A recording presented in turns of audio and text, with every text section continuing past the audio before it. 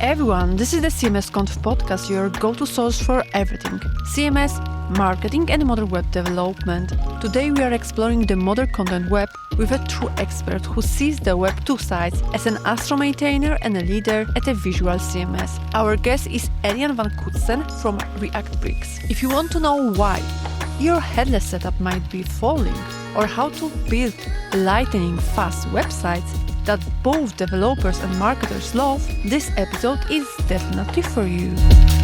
Hello and welcome to CMS Conf Podcast. Today, together with Elian Van Cutsem, we will chat a bit about Astro and the modern content web. And Elian is a perfect person to talk about it because he has both a lot of experience in Astro. He's a Astro maintainer, and at some point he was even a core maintainer. And right now he works as a lead DevRel at React Bricks, which is a Visual CMS. So we will start with this thing, because you do have like this dual perspective.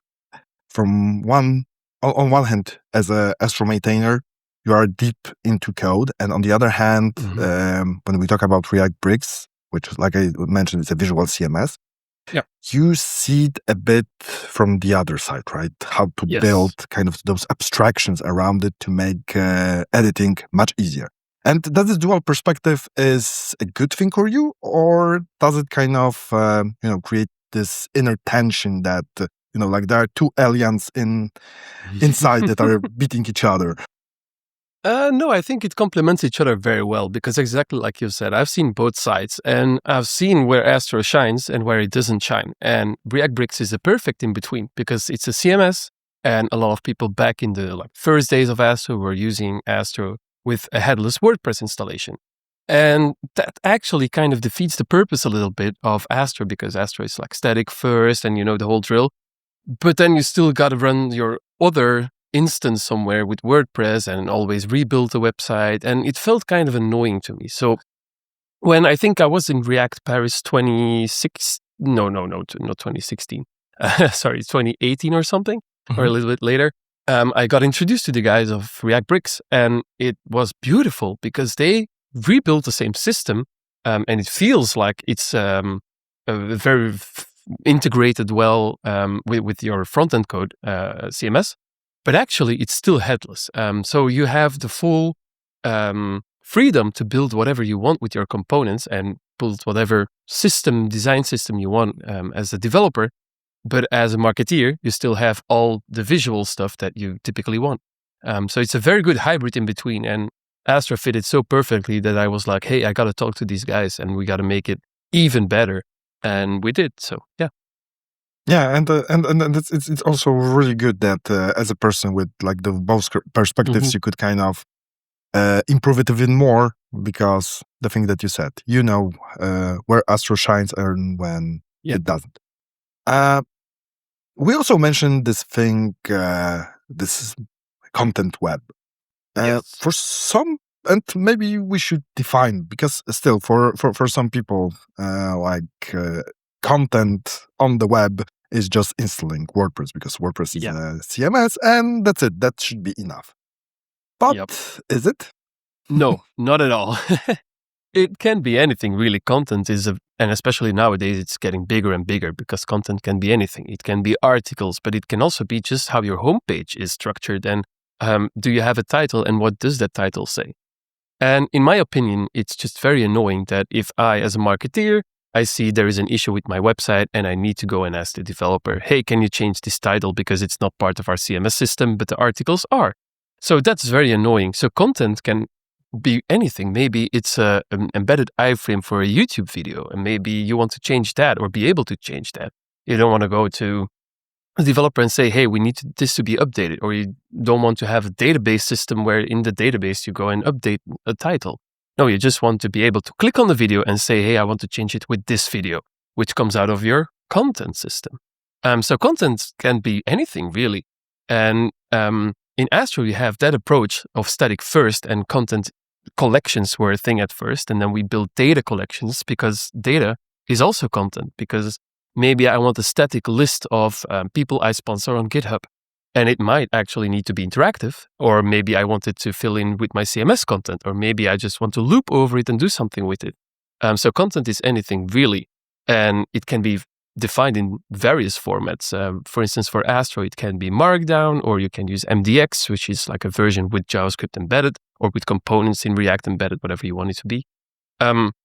Or it can be a big JSON list or a CSV, which you put content into and make it happen, or a database, whatever you want it to be. So content web is basically everything that we have nowadays, that we consume data of, that is not just a database. So in short, when we talk about kind of this content web, we can't look at it as just that it's an app you will install. It's more of an abstraction, and by using it's a different, thought. Yes, it's a thought. Yeah. Oh, that's even a better definition of it. When we are talking about CMSs, there is a quite wide spectrum, because some of them are like purely headless. On the other hand, some are very tightly coupled. We have hybrid ones that can do at once. And when we are at the beginning of our route, okay, we need to have a CMS to manage our content. Mm-hmm. And we are surrounded by all those terms. Which one should a person choose? More of a headless approach, a tightly coupled one? And what should be kind of, Well, I'm going to be the senior engineer here and say it depends, because it really does. Because every use case is very different. You can have a CMS that manages your full ERP system and maybe sales and stuff as well. And that's a totally different thing than, hey, I have a homepage and I just want an article published on there. Both of them can be correct, but it's very different which one you choose. For me, when I look at CMSs, I'm always looking at, one, the scale of the website, because a website for myself might be more than enough that it's WordPress. But maybe for somebody that has a lot of content and it's too expensive to render in WordPress, maybe they choose something headless that can render statically on each click to deploy button. But also the problem for me, typically, because I am, of course, an engineer, I am not a marketing or sales guy, is that a lot of CMSs, tightly coupled ones, are very WYSIWYG. So you get a lot of stuff by default, but you also only got that stuff. If you want to do something custom, you might have to spend 5 more hours than just building a normal React component would take. So when I choose something that has to be very custom, of course, you go headless, because headless is like, hey, we manage the CMS on another site or instance, and we just refer to the REST API or GraphQL API, and we get back like, hey, this is your header title, this is your content. Now do with it what you want. Now, the interesting approach that we took with React Bricks is that it's both. It's actually headless, but you just also have the WYSIWYG, because what we do, it's a little bit different there. We just allow you to create component design system, and then your marketer people can just use a WYSIWYG, but it's actually your designed components. And maybe you will allow them to change a certain color in the title, but maybe don't allow them to change a picture in something. So you build your design system so carefully, and you can choose it down to like any permission, so that your marketeers cannot break your design system, or can maybe not put a header title above a hero or something else. You can define that fine-grained stuff. And that's very different than a typical CMS like WordPress, for instance, where you have 3 defined roles and you just add that, or you add something else and you're done. Or maybe you want to go very custom with WordPress and you have to install 5,000 plugins, and then now your website is very slow. So both of them can be very correct, but they're very different use cases. Yeah, but to be honest, I did expect that your answer here it will be the famous "it depends." But that's true. Mm-hmm. That's true. It's really all about the problem we are trying to solve, the scale. Exactly. There are so many things, and personally, for me, one of the things that at some point we had this.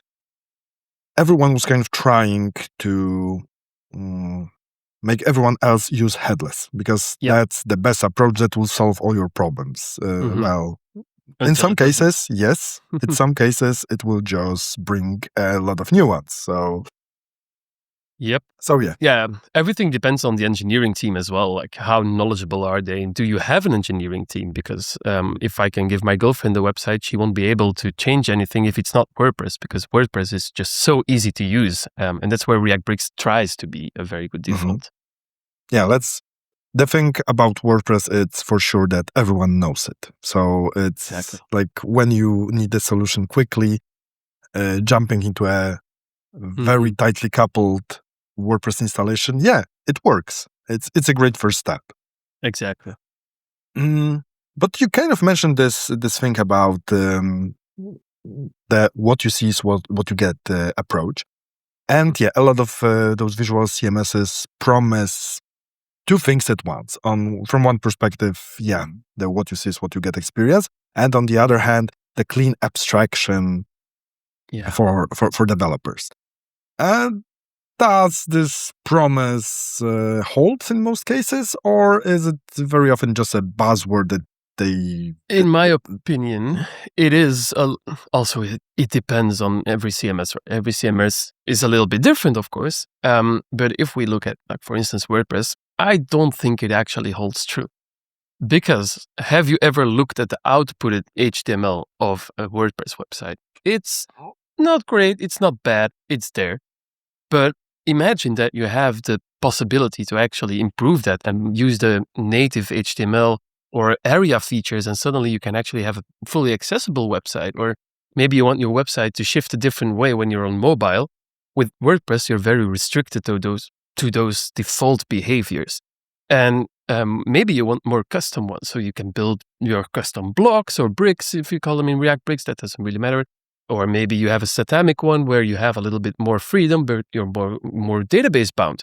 So everything is a little bit different. And I think that not every CMS does it very well, but most of them do it in a good way, or at least they solve the problem in their own way. But I think it could be much better. And I think we should also care much more about, like, features like accessibility, for instance. I have no disability myself, but I know about people with disabilities, and it is very hard to optimize a website for them. So maybe we should actually be more careful in general in CMSs and actually build those features in by default. Totally agree with everything. And regarding the accessibility part, let's be honest, this is something that can happen to all of us, and it can be even a temporary disability. I mean, for sure. Yeah, I mean, just falling off the stairs, and hey, we just can't use our right arm for some time, and suddenly and maybe you want the website to be tabbable, but it's not. Yeah, and then you have no tab index or whatever that you've said, and suddenly you're lost on the web. Yeah, exactly. That's true. And when you were answering the question, you kind of mentioned kind of partially the thing about vocabulary used in each CMS, because every CMS, and this kind of goes with the whole framework agnostic thing that very often we can hear with CMS. And it sounds cool until the moment when like no one owns the mental model. But the truth is that teams use some vocabulary, and how we can help those teams to kind of build this shared vocabulary around Astro and CMSs? I would say we need standards there, but defining those standards would be very hard. For instance, in Astro, you have client islands, server islands, and they might exist. It's not a new idea. But for instance, we have actions as well. And then in Next.js, they are called server actions. So it's always very close, but it's a little bit different. But the mental model is exactly the same, or at least somewhere along the big lines it is, because the implementation is, of course, a little bit different. But I always think it's very hard because every developer knows naming things is very hard. And also sometimes you do have a community that decides on a name and just sticks with it. And maybe it's not me as a developer, especially if it's open source. Maybe I just built a feature that was called server actions, but everybody just decided to call it whatever else. And then I'll just have to roll with it because community is key, right? But yeah, naming things is very hard. And I think we should all be a little bit more careful because in the end, we're all trying to solve the same problem, which is a better, more accessible and faster web. And we're all friends. We're all in open source space. We're all friends. We have so many people that use our technology, like 90% of the world is using at least something open source. So I think we should all be a little bit more careful about things we use, and we should all sometimes sit together and say, hey, this is our mental model for this problem. How will we call it? And can we please define on something and build a standard? It shouldn't probably be a governed standard like TC39 is in general, because then it would take ages to move as well, which is a good thing, but a bad thing as well, because people love fast solutions to a problem, of course, and then you don't have the time to go through standards. But yeah, we definitely should be a little bit more careful about how we choose words. So definitely building vocabularies inside of teams, companies. While it doesn't sound like the coolest thing you can do during your work. And it's a very annoying thing to do. But it's very useful. It's very useful, and even right now with AI, kind of defining such a vocabulary as a skill can be very important, because when we will be talking with our common friend Claude, because it turns out we know him together, very, very, very nice, helpful guy. We might be used to some terms. For example, WordPress has plugins, Drupal has modules, whatever, and by using those terms, we can make AI to totally lost what we are talking about. Yep. Yeah. Words are getting more important as well, because everything we do now, we don't code anymore, or at least not that much anymore. So it's now written language that we all need to have the same vocabulary, because otherwise it will just get lost. Exactly like you said. Like if I ask my AI to implement a client island in Next.js, for instance, it will not know what I'm talking about and will go wrong somewhere. Or maybe it will spend way more tokens, so my usage is gone by the end of the day, instead of just knowing what it should do. Yeah, exactly. Yeah, kind of. I think that this is one of those shifts that AI introduced, that we need to be much more clear about defining some things. Because we always had our context in our heads, and right now we have to explain everything. Exactly. Like a 4-year-old, a very smart 4-year-old, but still. Yeah, true. And look, you probably had a chance to see a lot of headless integrations go sideways. What was the most common problem? Why they went wrong? It's actually a very simple problem. It's always the same. It's over-engineering or under-engineering. And then when suddenly one thing changes that you've never expected was an edge case, then suddenly it goes wrong. I think you always need good testing suites, especially we have so many really good ones nowadays, like Playwright can be actually really, really useful in a CMS case, because the CMS content is there and you can just use it. So why not run a few tests against it, so to make sure that if there is something happening, that we can actually take care of it. The most common one is also there is way too much API requests, especially with Headless, because there is maybe authentication going on, there is maybe fetching a few blog posts, and suddenly you're sending megabytes and megabytes and megabytes over the network. And then you suddenly have a very heavy load page, and you're on the train and you're trying to read the news, because the news obviously all uses CMSs. And suddenly you cannot load any article anymore, even though you already loaded the content because you clicked on it. But it was just stuck there because there was an image loading of 2 megabytes in the background that throttled all of your network while you're on the metro. So I think we should just be very careful about what we actually sending over the network is important. And I think it should be way more content focused first. And that's why Astro, for instance, is a very good catch there, because you can just do it statically on the same endpoint. And then it's way, way cheaper to render, and you can actually do way more optimizations. Yes, that's... But to be honest, I was kind of thinking that one of the reasons why a lot of those integrations fails would be the fact that people who decided, okay, let's go headless, had kind of different expectations, that it will kind of change everything for the better. Well, it does in a way that you gain a lot of more engineering freedom, but it also means you have to do way more engineering, which is also not really the best sometimes, because then you might over-engineer or under-engineer a certain use case or a certain part that your CMS, a tightly coupled one, probably has thought of because somebody put in a pull request 10 years ago because they had the same issue. And I think that's a little bit where the headless sometimes can go wrong easily. Yeah. Yeah, because that's one of the problems. The moment when you start going headless while your CMS might still be open source and you might be still using an open source framework, well, there is a lot of code you will have to write on your own because Because every headless implementation is different as well. There is probably a reason why you went to go headless in the first place. And one of them might be an engineering problem, but one of them might be a possibility problem or whatever you want it to be.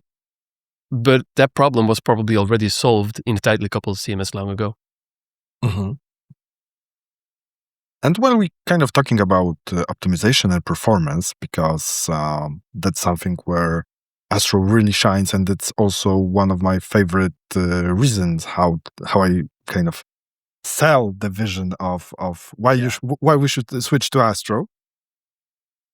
One of the components of its success is the island architecture. I wouldn't even say it's a small thing. It's probably one of the biggest one. Why Astro became successful in the first place. Yeah, for sure. Yeah, so can you tell a bit more about it, how it works? Yes, of course. And okay, so there is a thing in the internet or in the web that's called hydration. And hydration means that's the moment when you start loading JavaScript where your website becomes interactive. So you typically know that every website has JavaScript, HTML, and CSS. Those are the languages of the web, like not taking care of the server, like no PHP and stuff. We're just talking about what you see. Well, the thing is that typically your JavaScript blocks your reactivity. So I want to press a button, it should work and open something. Yes, you can do it with CSS, but let's take it out of the way now and let's think it is JavaScript. Well, as long as that JavaScript isn't loaded, and that brings me to the same problem as earlier, maybe you're on the train or on the metro and your website is just a little bit slow. Well, suddenly you can't actually do anything with your website except for scrolling, but there is no interaction. What Astro does is it basically allows you to tell the compiler to only output HTML and CSS, and then just a small piece of JavaScript only in the parts where you need it. So in this case, the button would be a separate component with its own little bit of JavaScript that makes just that button interactive.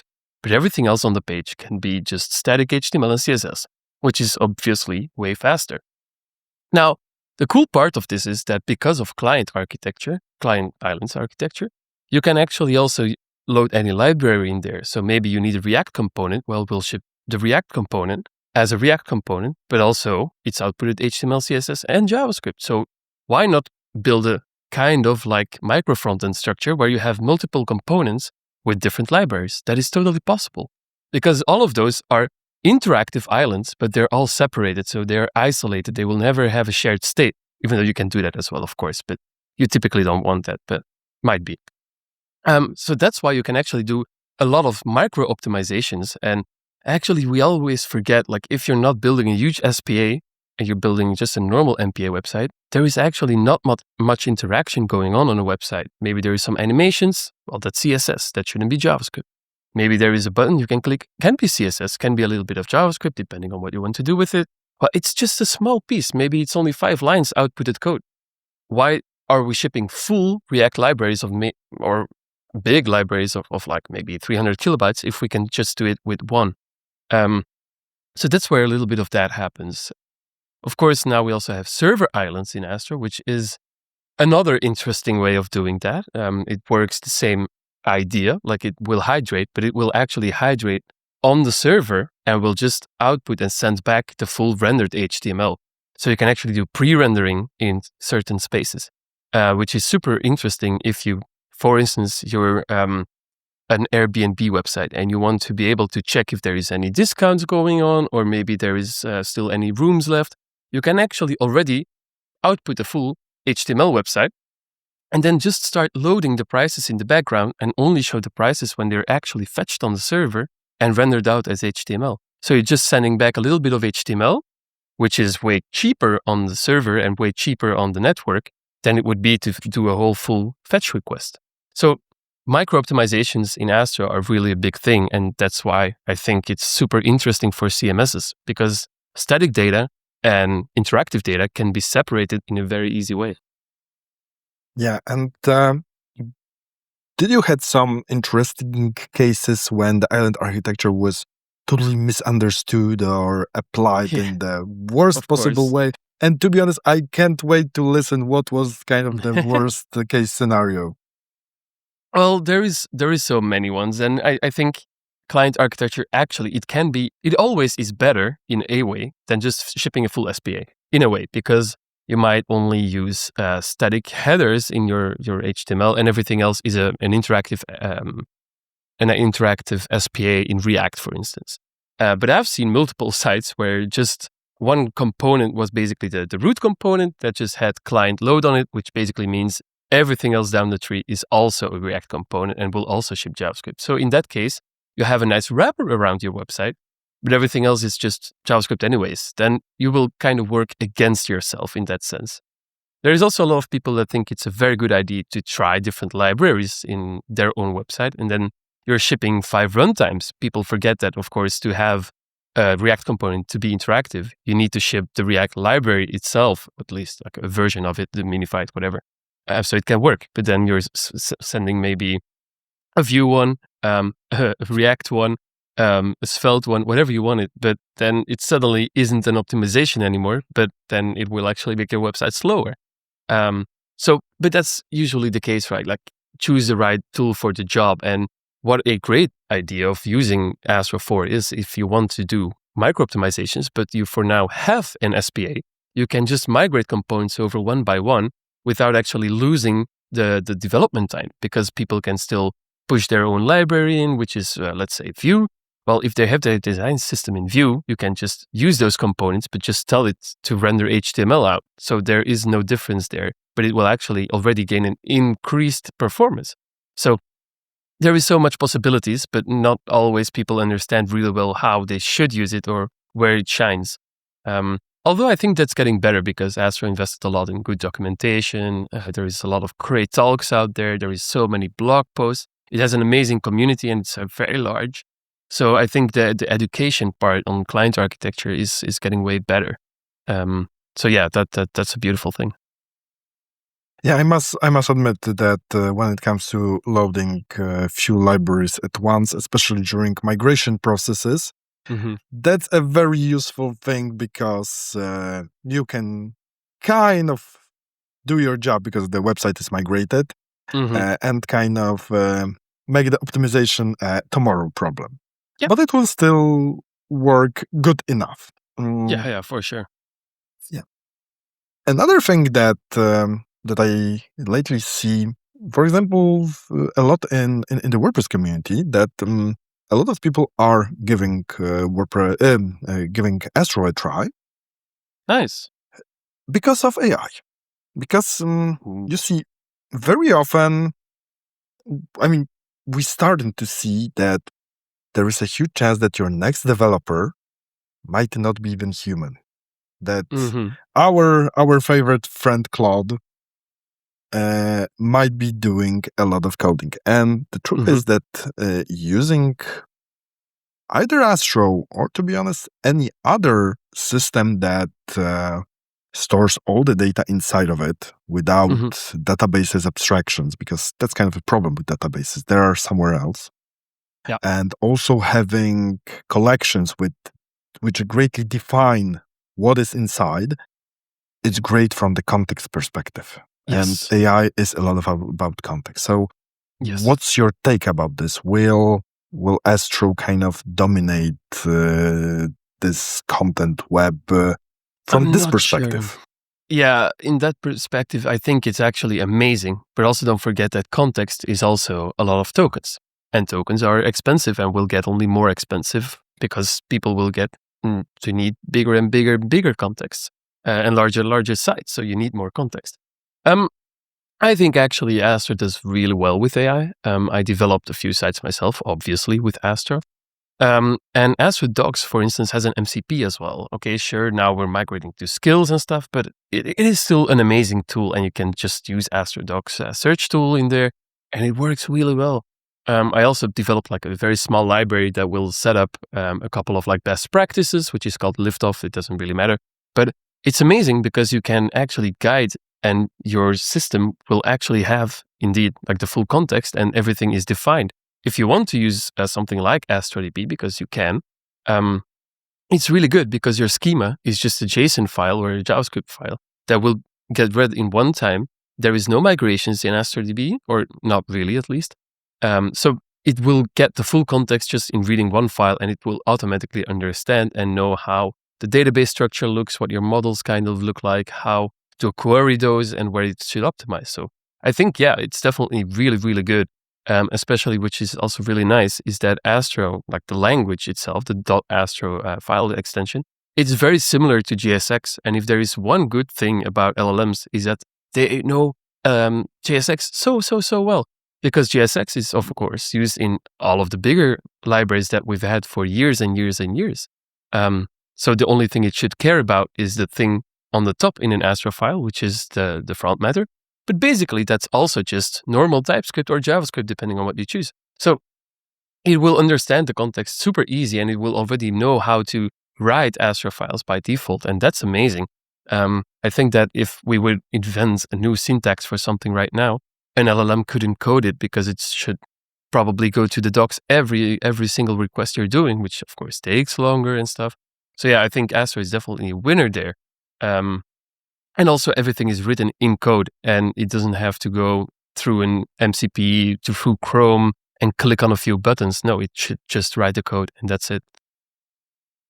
Yeah, totally agree here. I mean, even the CMS Conf website is built with Astro and using Markdown in the background, and the experience about using AI with this is, I mean, it's remarkable. Sometimes it's even, I really like to use the term scary remarkable, because on one hand it's, wow, it's amazing. On the other hand, what am I still doing here? It's also pretty good because Astro is fast by default. It will actually only gain us on the web. Like for us as users on the other side, it's only gonna get better because every website will be faster and faster and faster. So that's a win-win there. True. And now let's try to take our crystal ball and look into the future. Hard. Yeah, but let's see. I mean, I'm not sure how good were your predictions about AI. Actually, I don't really remember, but probably pretty good, because I do remember that I was saying that I won't need a junior anymore, and now I have my best friend Claude as a junior, and he works amazing. So yeah. I mean, to be honest, I thought that AI will. I mean, yes, that the things that will happen, but much slower. So this part kind of took me off guard. But we will try to think. Do you think Astro will be the universal front-end layer? Or it will still be some sort of, I mean, right now it's like a very popular niche, but still a niche. It is for sure a niche, and I think it will still be a niche for a while, for sure. But I do think that it will replace a lot of normal Next.js and Next type of websites, because sometimes people are choosing that because they use it at work or something. But actually, it's not the best tool for their job. So I'm not sure. Of course, it will depend, and Astro will definitely also change a few things in the next version and the next version, and Next and Next and everything else. Filkit will do the same as well. So it depends on what we'll have in the future and what tools will be available, because maybe in 2 days, there is somebody that's prompting Claude in a very interesting way, and suddenly they have built a new framework that is even way better with AI or with way faster speeds. So everything can change in such an instant, especially now with AI, because we're all caring less about the technology. We're all caring more about how fast we can build something and what is our deliverance and our performance preferences. So yeah, I'm not sure how that will change. We'll see.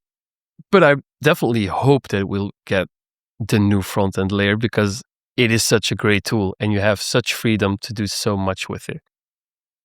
Yeah, for me, one of the greatest things that Astro did was focusing on on websites, not on applications, but like Astro is great for content and everything around content, for people that are displaying your blogs, whatever. Yeah.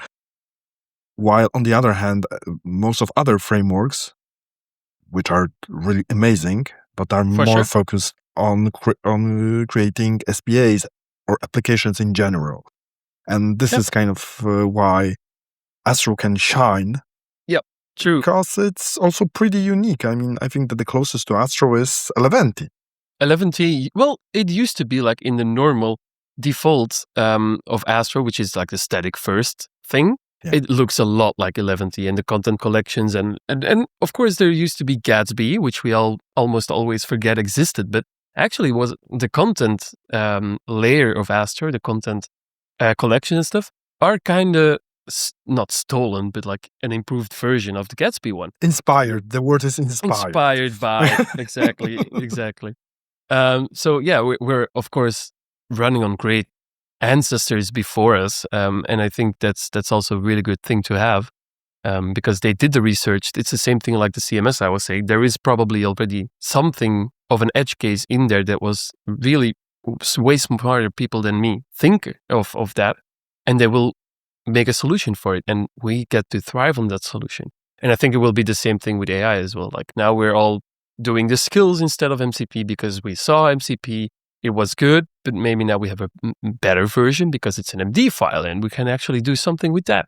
So it can evolve so fast, and everything will evolve very fast. And I think we also should allow that to happen, because we can only improve the web, right? We all have the same goal in the end. Yeah, I totally agree. And the fact how quickly everything is changing. Oh, this yeah. is Now for sure, yeah.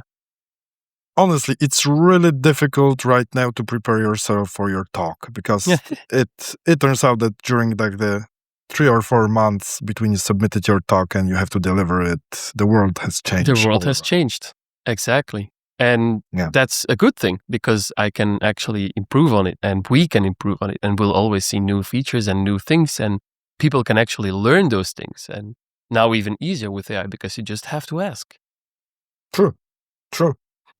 Okay, so the last question that I have for you is, where can our listeners find you on the internet? Everywhere. You can find me on X, Blue Sky, whatever. It's all at Elian.Coats, which is my name, and my website at the same time. And probably you'll put a link in the show notes somewhere as well, so people can find me anywhere. And if they have any questions, I'm always open to answer them on whatever platform you prefer. And also remember that Elian will be speaking at CMS Conf in November, and he will talk about Astro as a universal CMS frontend, patterns, trade-off, and a real-world case. So it will be a really amazing talk, and I really can't wait for it already. I hope so. I'm also looking very forward to coming.